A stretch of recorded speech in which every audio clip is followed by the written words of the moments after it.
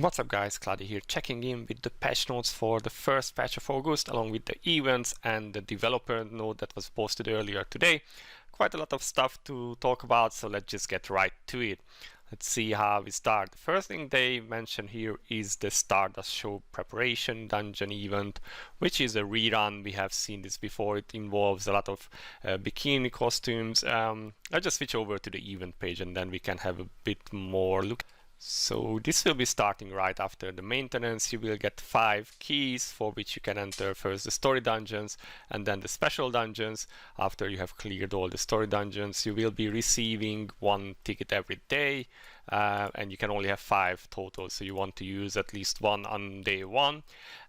You will be getting the Stardust show tickets, and from the special dungeons you will be receiving some other rewards, and then repeat clears will be giving Stardust show tickets. There is some limitation that the characters mentioned here cannot be used. Yeah, whatever. Guess we will be able to clear without those. And the rewards are, which you can get for the show tickets as you progress through the, I guess it will be the usual contribution table. Unique treasure fragment, Stone of Infinity, unique weapon fragment, reforged ticket, transcendence point, unique treasure fragment, and so on and so on. And at the end, the Pendulum of Fantasy event artifact ticket, which is not terribly great, but like it's okay in some settings, mainly like in Eclipse or maybe Escalon if you don't have anything better. So yeah, this is a fairly simple event, but yeah, at least it doesn't involve too many clicking like this cursed luck rack event. It won't cost you gold and you don't have to farm all day. So all in all, not too bad, and it brings some nice rewards, so I would say worth doing. Now let's go back to the patch notes. So after the event itself, there is a change in the day 1 reward 5-star hero ticket, which used to be Celine and Lorraine. Now they will be giving Estelle's team build guide, which is a consumable, and by using that you can select yourself 1 DPS character, or dealer as they say, and 1 support character, which will already come at 5 stars. So that's quite nice. You get this early on in the game, although they say yeah, whatever. And they also mentioned that you kind of want to pick the same damage type, so if you are running magic, then you want the magic support, and then the other way around too. Yeah, this is pretty good. I mean, Celine and Lorraine are very niche characters, or well, Lorraine is more of a jack of all trades, but not really good at anything, maybe except PvP. So yeah, I think this is a good change. Not being forced into those 2 characters at the start should be good for new players. Then also at the shop, when you buy a character, you will be able to see the position of the hero. I don't think anyone chooses their characters based on their position, but who knows. Now the biggest change to the patch is the challenge raid content change, also called Raider's Pledge now. Basically, they have divided challenge raids into seasons, both single and multi-seasons, which will last 2 weeks each, and the bosses will rotate every 4 weeks. So now, instead of getting a new boss every 1 or 2 weeks, we will be getting them for 4 weeks, and 2 weeks will be single season, and then 2 weeks will be multi-season. And they had this new system called Raider's Pledge, where you can set the difficulty for yourself. And for clearing the dungeon, you get these points, which you can then turn into rewards. And you can add yourself either advantages, like you can increase your own attack or attack speed or max health or stuff, which will deduct from your maximum points that you can reach. And you can add penalties, which means that the boss becomes harder, hits harder, has more health, reduces your cooldowns, or increases your cooldown, sorry, and stuff like that, which will add to your maximum points. And it seems that the difficulty setting itself is a multiplier. So let's say this was 3k points, and then you get maybe a 4-time multiplier, then you can get 12k points. So that's interesting, because these points then you can turn into rewards at the shop, which will be set up for the Raider's Pledge or the challenge raids.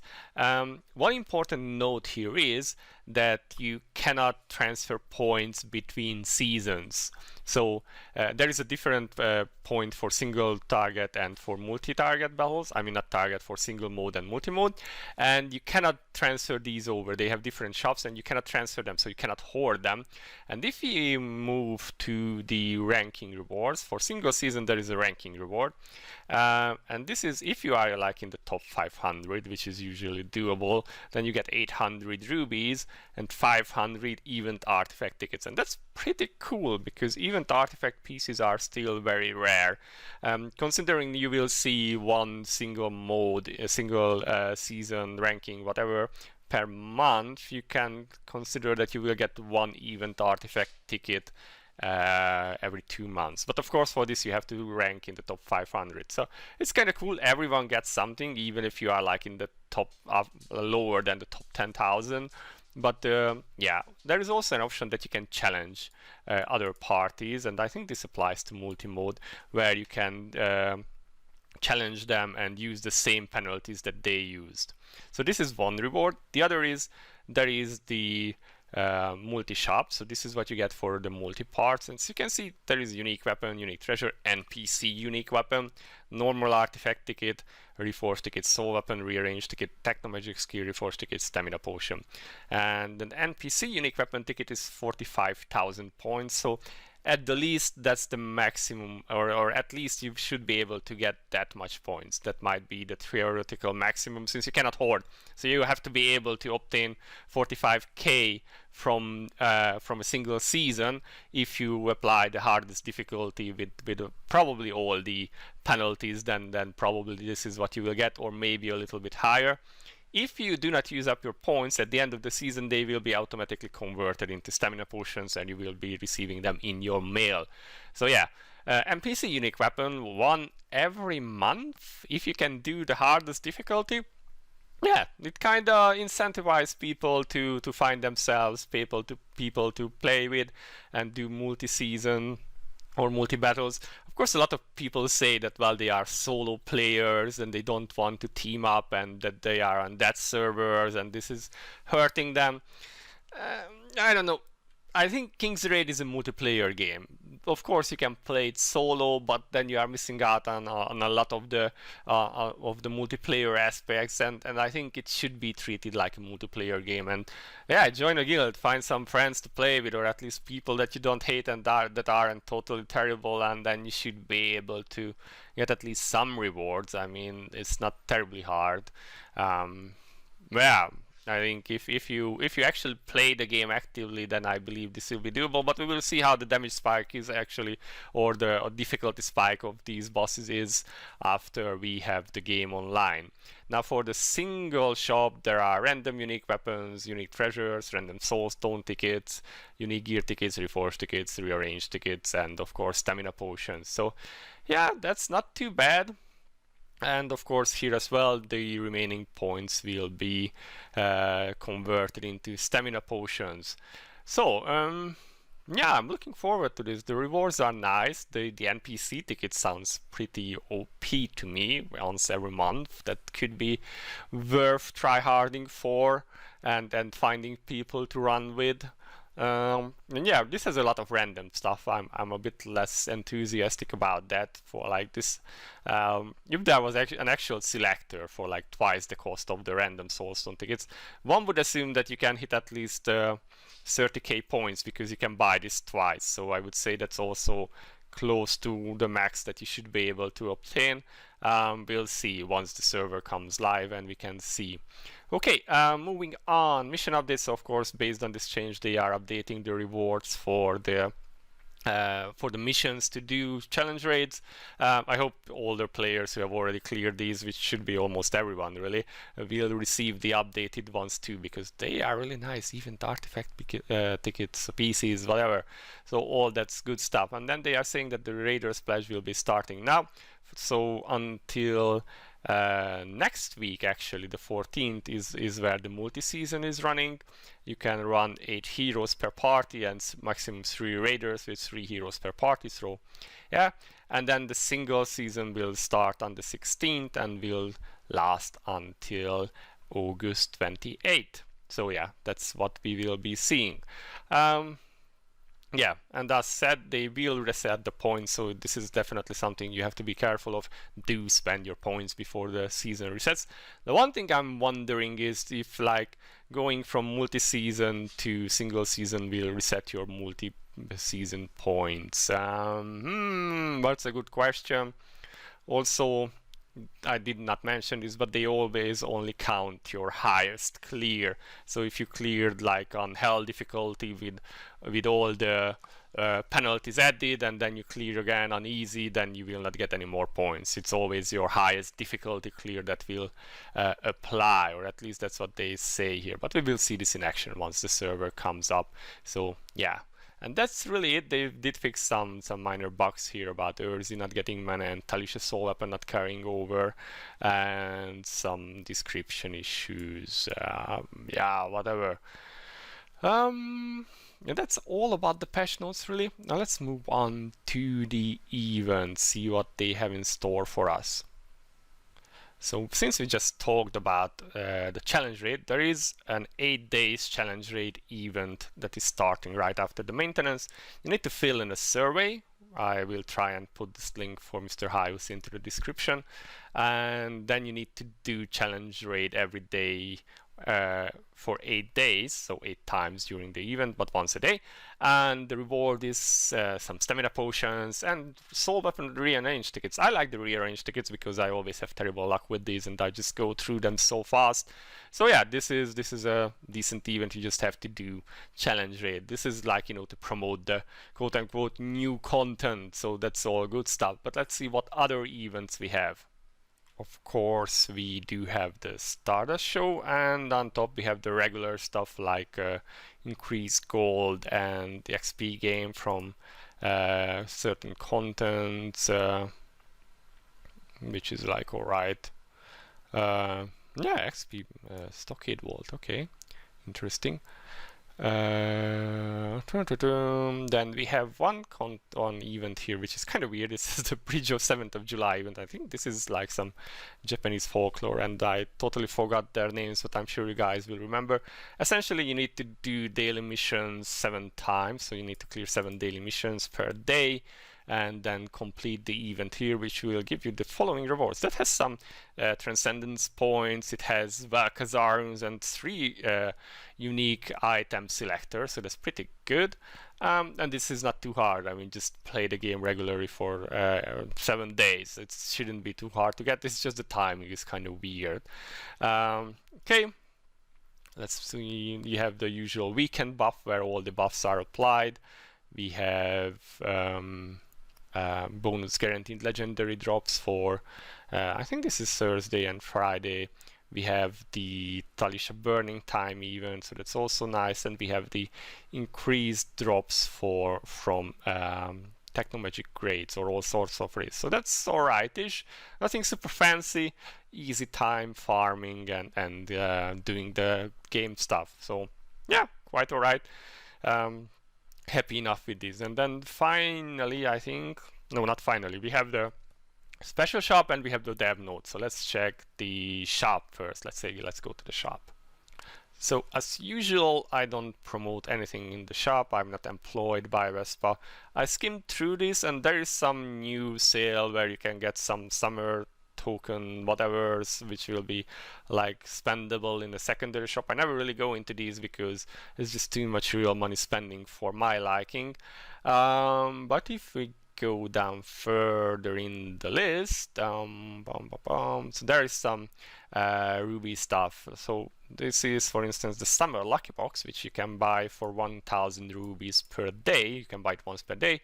This gives you the summer lucky box 1, which when you open you can get either the same rank box or you can get 1 rank higher, and as you gamble through this you can get a higher level box. The lower levels are like unique weapon and unique treasure fragments. The higher levels are like unique weapon and unique treasure selectors. and there is even a soul stone selector at the highest thing. I remember some people like to gamble. This is 1k rubies, but it does go on for quite a while, so 14 days, 2 weeks, so that's a good 14k rubies that you can spend on this. But you can gamble away. Sometimes people get lucky. Yeah, I'm looking at you, Mr. Yon, who just love to gamble away stuff, but got pretty lucky with this. It could be good, like you can get soul weapons out of it, so there is that. A random soulstone ticket, 4k rubies 3 times per during the period. I don't know, random. There is 101 characters and you get 1 random soulstone. I'm not really a fan of these. They are okay, like from the daily login and stuff and events, but I wouldn't pay rubies for a random soulstone ticket, I think. Ether lucky box, so we know this one, 2k rubies. You can buy 20 times during the period. This will give you some ethers. Again, random if you badly need ethers. And then there is the Lil Raider treat box, so this is the stuff that you feed to the pets. This is you can buy it 3 times during the period, 1k rubies each. And then there is Mysterious Rune Velkhazar, which you can also buy 3 times, 5 Velkhazar random runes for 1.5k rubies each. That's not too bad if you are low on these. That can be good.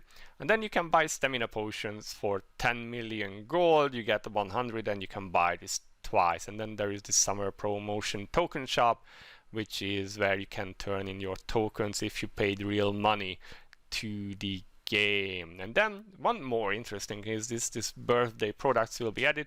So it seems that for the heroes that have their birthdays during this month, they will be adding these packages which will contain their unique weapons and all of their unique treasures and 1 birthday hat and some Lua tokens. So yeah, that's alright if like you are planning to buy a certain hero or want to build a certain hero, and if it's their birthday at the time, then you start off with 1 unique weapon and 4 unique treasures for them.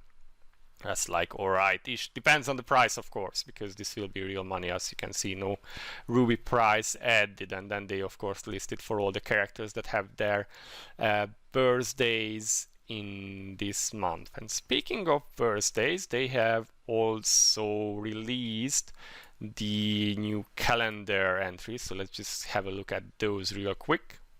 So the August Hero birthday celebration calendar illustrations are out, and you can download this with the links in the Vespa site. Now, something that the amazing Miss Okami has pointed out, that the date written on each image is the 8th of August. They do show the dots correctly on the calendars themselves, but everywhere it writes the 8th of August. So I wonder if they will correct that later on or not. But yeah, these look quite nice. At least some of them do look pretty nice. Yeah, and you can get them in like very nice sizes, either for your phone or your computer. They do have like a rotating collection of images that just goes through my background, because yeah, I'm a 킹스레이드 sim, but whatever. And then finally, let's go over to the developers node, because that's also interesting. So the developers node starts out with comment on the costumes, like yeah, they are trying to balance costume releases better, and they do hear the feedback that people don't like how they are being released right now. Which is weird, because oh yeah, there is one event to which we can just jump over real quick. Sorry about all the jumping, but yeah, so there is also a free costume voting event, the same as we had before, where people can vote with 1 link, this survey link, and these characters will receive a costume this month, and one of them will be free. And interestingly, Seria is in the selection again, which is a lot of people have pointed out that this is like why she was in the last one. Sonia has received a lot of costumes lately. Isolette has also received quite a few. Dakaris is finally on the list, which is good, but I think these will be summer costumes again, and his one and only costume is also a summer one, so whatever. We have Cloudie, Nia, Lucius, and Reheat, who only has his step-up summon. Curious that Repine wasn't added, which suggests that maybe the next batch will still be summer costumes in September, and maybe she will be part then. But yeah, if you participate in the survey link, then you will get 10 soul weapon range tickets, which is really nice, and 3 of these special item summon tickets, which is not too bad. But okay, let's go back to the developer's note, as I have said earlier. So they start out with the costumes, and yeah, they will try to do better or whatever. Then they go on to the challenge raid content, which we already covered in the patch notes. And then we have come to the new stuff. So they say that one of the things that many people mind is that there is no use for the dragon raid content, and that there is no use for Yanna because she's only good for that.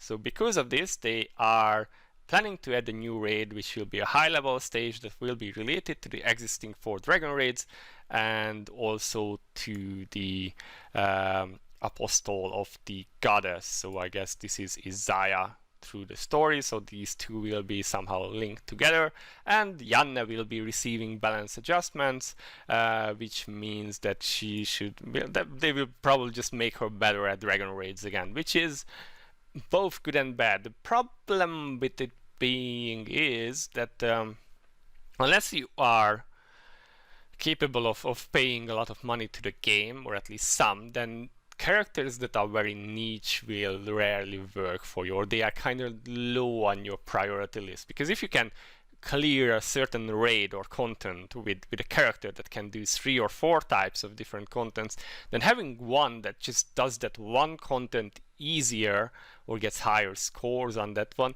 is not really something you can afford. Or yeah, you can do that, but then all your other characters and all your other contents will be suffering. So especially as a free-to-play player, or someone who is like low invest, you can't really afford to buy very specialized heroes or to build very specialized heroes. And if Yanna is still only good at dragons, unless it really becomes necessary to run her in this new dragon content, she still is gonna be a very niche, very rare character, and very few people will be building her. But at least she won't be utterly useless, like up to the point where you can just clear it without her anyway. Now moving on, we have, so it's I don't remember this vote actually, but yeah, it seems Pensiron was the most popular hero in 2021, and because of this she is receiving a free costume, which looks quite nice. Yeah, I do like this. It actually looks like it reminds me like if she was in the Navy. And if you think back, Crow was originally in the Imperial Navy, so it could be cool if that, like, the whole Hound unit got like a Navy type costume set, like all of them, Kibera and Mithrak could also have one, and of course Crow does have one already. So like if all of them got an update to that would be kind of cool. Like they could just have like this uniform, and even the weapon looks pretty cool. It looks with the wings and all. I think I do like this. Yeah, we'll see how it looks like in game, but so far I'm digging it. So yeah, I like it, and we get it for free, so we will see a lot of Pensirons like this. Yeah, and they are saying we are continuously communicating through our costume voting post that unpopular heroes are not being selected, so they will find ways in which more minor heroes are not left out in the process. All right. Whew, that was more than 20 minutes, guys, and my voice is dying. That's all for the first patch of August. I'm looking forward to doing these challenge raids and lolling around with friends. I hope you guys can too, find people to play with, and the rest of the content looks alrightish too. At least something to do while we are waiting for 킹스레이드 Season 2 to arrive, which should shower us with new characters and contents and stuff. They have started doing these teasers. There is also like this teaser, what you call it, teaser website now, which shows like all 3 or 4 of them together now. Yeah, I hope they start dripping more and more information so people can get a bit more hype, because right now, yeah, the game is a bit still and people are getting bored. So I hope Vespa manages to speed up things. Based on what they have posted here, I'm guessing even September will not bring 킹스레이드 2 yet. Maybe we have to wait for the the final, the 4th quarter of the year, and sometime along then. But yeah, I'm sure Vespa would be hyping it already if it was September. So probably we have to wait a bit longer. But okay, This has been Cloudie for now. Let me know your thoughts about all this stuff, even about cakes and donuts and whatever.